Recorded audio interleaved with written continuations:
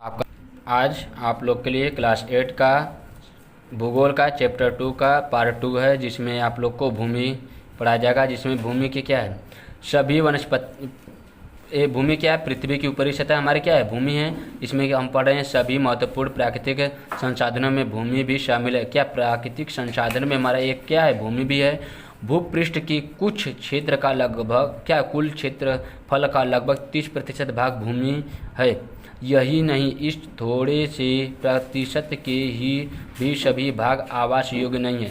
इसमें बताया क्या गया है कि भूपृष्ठ के कुल क्षेत्रफल का 30% भाग भूमि है। क्या यह नहीं, इस थोड़े से प्रतिशत के भी सभी भाग आवास योग्य नहीं है। इसमें बताया गया है कि जितने भी आवास योग्य, जैसे हमारा मरुस्थल आवास योग्य नहीं है। उसके बाद भूमि पर जो जंगल उंगल है वहाँ पे भूमि आवास योग्य नहीं है।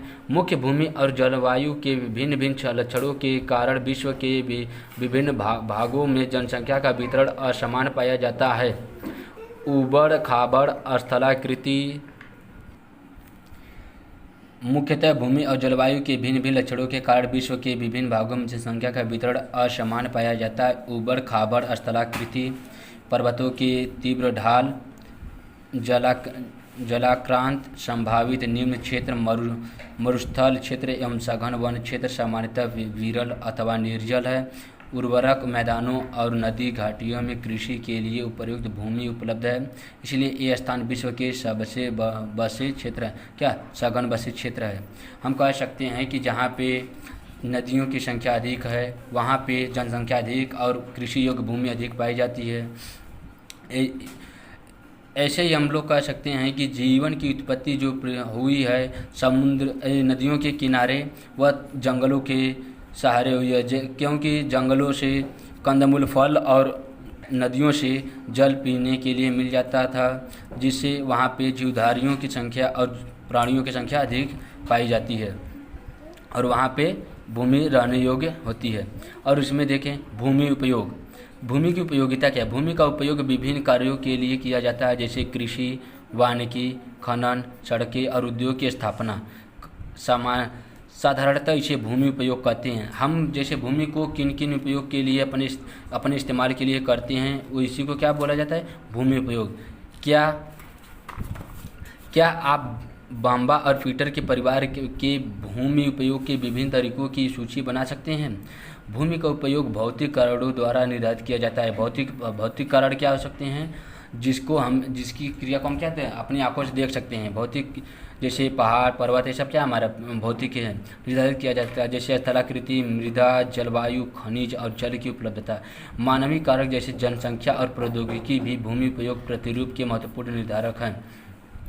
स्वामित्व के आधार पर भूमि को निजी भूमि और सामुदायिक भूमि में बांटा जाता है। निजी भूमि मतलब क्या है, भूमि जो होती है क्या होती है, एक सार्वजनिक सभी के हित के लिए होती है, और एक निजी होती है जिसको अगर जैसे हम लोग की भूमि जो घर की है उसे बोला जाता है कि निजी भूमि, किसी के नाम का होता है। और कुछ ऐसी भूमि होती है जो सार्वजनिक होती है, पूरे समुदाय की होती है, उसी के में बांटा गया भूमि को।